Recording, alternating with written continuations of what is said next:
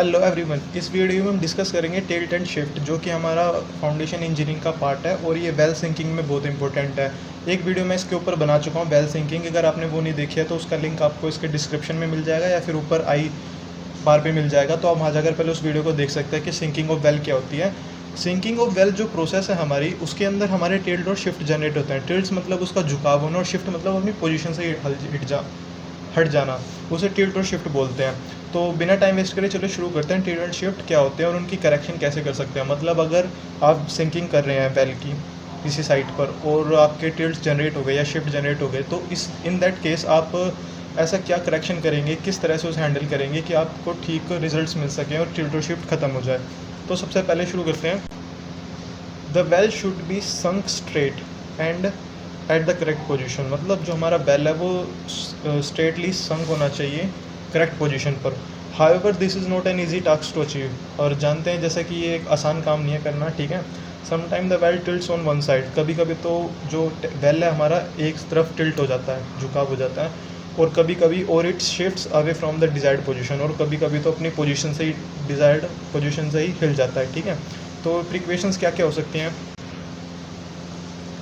Precautions to avoid tilt and shift. क्या क्या precautions हम ले सकते हैं टिल्ट और शिफ्ट को ना करने के लिए। देखो, करेक्शन तो हम करेंगे अगर टिल्ट आ गया है, लेकिन वो कहते हैं ना कि प्रिकॉशंस बेटर देन क्योर। मतलब इलाज से तो बेहतर है कि हम पहले प्रिकॉशन अपनी टाइट कर लें ताकि टिल्ट और शिफ्ट हो ही ना। तो क्या क्या प्रिकॉशंस है। The outer surface of the well curve and the staining should be regular और स्मूथ। जो आउटर सरफेस है कुएं का, जो नीचे संक करना है, वो हमेशा स्मूथ होना चाहिए और रेगुलर होना चाहिए। ऐसा नहीं होना चाहिए कि उसके अंदर रफ सरफेस हो। अगर जहाँ से रफ होगा वो वहीं से फ्रिक्शन उसका ग्रिप बना लेगा ग्राउंड के साथ और वहीं से टिल्ट हो जाएगा, ठीक है। दूसरा है the diameter of the curve. जो कर्व का डायमीटर है, कर्व मतलब नीचे वाला हिस्सा, should be 4 to 8 centimetre larger than outer diameter of staining. इस बात का मतलब है, उस पॉइंट का मतलब जो मैंने बताया उसका मतलब ये है कि जो आपका ये कर्व देख रहे हो ना, ये कर्व है, इसका जो डायमीटर है वो इससे वेल के डायमीटर से बड़ा है, 4 सेंटीमीटर्स। वो बड़ा होना चाहिए टिल्ट और शिफ्ट को अवॉइड करने के लिए। बस यही बात बोली थी कि 4 to 8 सेंटीमीटर बड़ा होना चाहिए, ठीक है। The cutting age should be uniform thickness and sharpness. मतलब जो हमारी कटिंग एज है कर्व के नीचे, वो यूनिफॉर्म थिकनेस होनी चाहिए उसकी। मतलब यूनिफॉर्मली थिक होना चाहिए और शार्प होना चाहिए, ठीक है। Dredging should be done uniformly on also side and circular well. जो हम जेट प्रोवाइड करेंगे उसके अंदर, वाटर जेट, वो यूनिफॉर्मली प्रोवाइड करने चाहिए सारी साइड्स पर सर्कुलर की। कहीं भी ऐसा अनइवन नहीं होना चाहिए क्योंकि वहीं से टिल्ट शुरू हो जाएगा। तो इक्वेशन में हमें ये ध्यान जरूर रखना होगा कि ये पॉइंट दोनों मेन है, ये आपको क्वेश्चन में लिखने ज़रूरी है क्योंकि इन दोनों पॉइंट से पता चलता है कि आपको टिल्ट और शिफ्ट के बारे में पता है। जो हमारा टिल्ट है, tilt should be limited to 1/60। मतलब कि जो हमारा टिल्ट है, झुकाव है, वो 1/60 का होना चाहिए, लिमिटेड। इससे ज़्यादा हुआ तो वो गलत माना जाएगा, ठीक है। अगर टिल्ट 1/60 का है तो भी हम इग्नोर कर सकते हैं, ठीक है। लेकिन अगर 1/60 से ज़्यादा हो जाता है तो वो इग्नोर के लायक नहीं होता, ठीक है। उसे ठीक करना ही पड़ेगा, करेक्शन आपको लगानी ही पड़ेगी। तो shift should be restricted to 1% of the depth of sunk. मतलब जो आपकी शिफ्ट है वो 1% होनी चाहिए डेप्थ ऑफ शंक के। इस बात का मतलब क्या है। इस बात का मतलब ये है कि जो आपका वेल है, जो जितना 1% डेप्थ, मतलब जितनी गहराई उसमें जाएगा, संक करेंगे उसे, तो उसका बस 1% ही शिफ्ट होना चाहिए अगर होता है तो। अगर 1% से ज़्यादा शिफ्ट हो रहा है, अपनी जितना उसके अंदर संक कर रहे हैं हम ज़मीन के अंदर, उससे उसके 1% से ज़्यादा शिफ्ट हो रहा है तो उसे करेक्ट करना ज़रूरी बन जाता है, ठीक है। अभी हमने डिस्कस करा है कि हम प्रिकॉशंस क्या क्या ले सकते हैं, लेकिन अगर इतने सब प्रिकॉशंस लेने के बाद भी आपके वेल सिंगिंग प्रोसेस के अंदर टिल्ट और शिफ्ट आपको दिख रहे हैं, तो आप करेक्शन उसे करेक्ट कैसे कर सकते हैं। तो उसे करेक्ट करने के 8 तरीके हैं।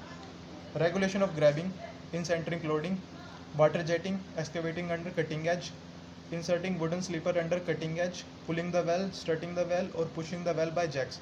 इन 8 को हम बाय डायग्राम देखेंगे क्योंकि आप जब क्वेश्चन में आएगा कि टिल्ट और शिफ्ट के बारे में बताओ, तो उसके अंदर आपको नीट एंड स्केच बनाने के लिए भी पूछा जाएगा कि आप अच्छी तरह से इन 8 तरीकों को एक्सप्लेन करें with neat and clean sketch. उसके अलग से मार्क्स होंगे और ये पूरा क्वेश्चन 15 मार्क्स का आएगा। तो चलिए बिना टाइम वेस्ट करें सबसे पहले वो देखते हैं कि हम कैसे कैसे एक एक स्टेप को समझेंगे कि हम क्या क्या कर सकते हैं इन 8 को।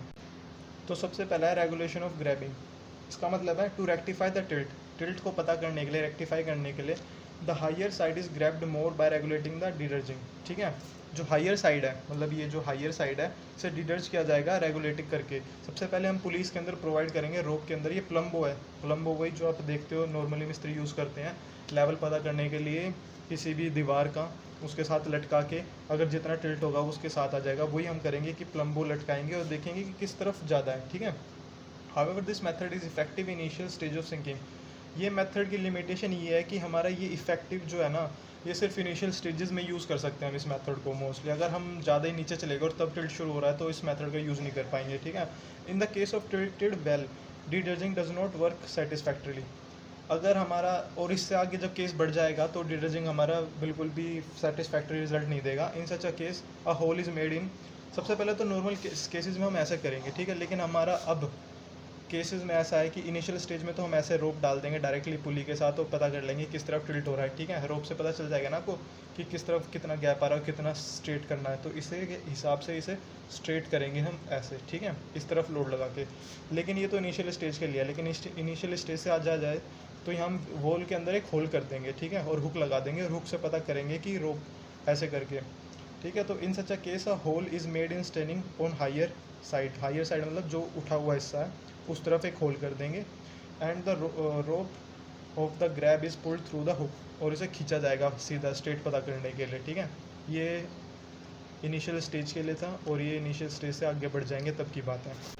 जो दूसरा हमारा मेथड है जिससे हम इसे करेक्ट कर सकते हैं टिल्ट और शिफ्ट को, मान लो आपका ये वेल है और ये टिल्ट हो गया है, ठीक है, तो इसेंट्रिक लोडिंग का यूज़ करेंगे। इसेंट्रिक लोडिंग मतलब जो हायर एज है वहाँ पर हम ऐसे कुछ लोड लगा देंगे कि वो अपने आप धीरे धीरे ठीक हो जाए।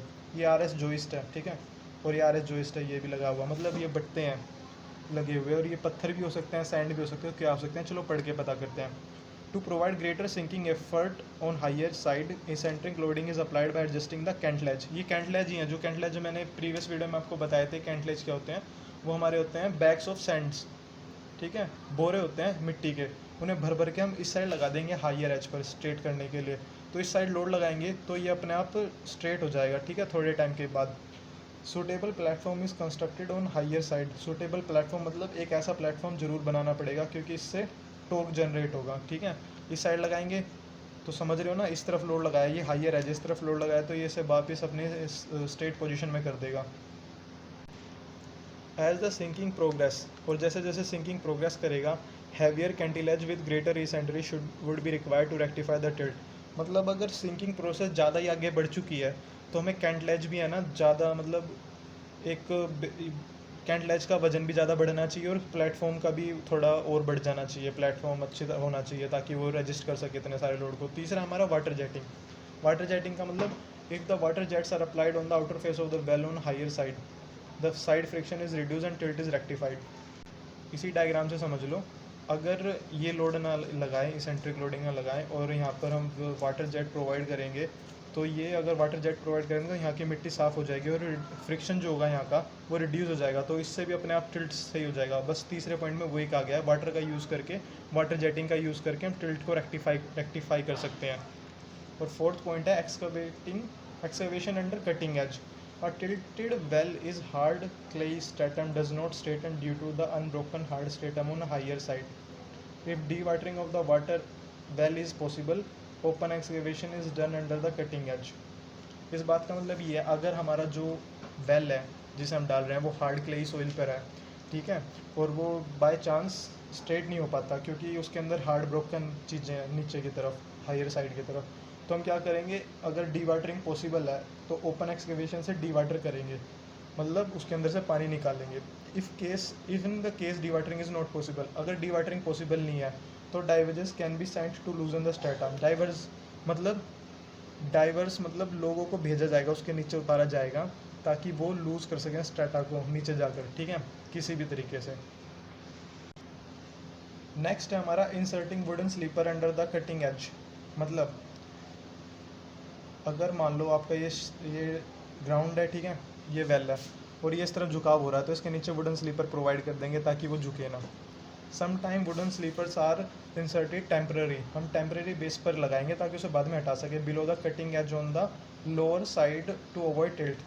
मतलब ग्राउंड का सरफेस देख रहे हैं, ग्राउंड एक झुकाव पे है, तो अगर हम इसे नीचे दसाएंगे तो ऑब्वियस सी बात है कि ये इस तरफ झुक जाएगा, ये हायर साइड होगी, मतलब इस तरफ झुकेगा। तो यहाँ पर वुडन स्लीपर लगा दिया इसे पहले ही, ताकि ये रुक सके, टिल्ट ना हो, ठीक है। इस तरह भी हम टिल्ट को रोक सकते हैं, टिल्ट और शिफ्ट होने से।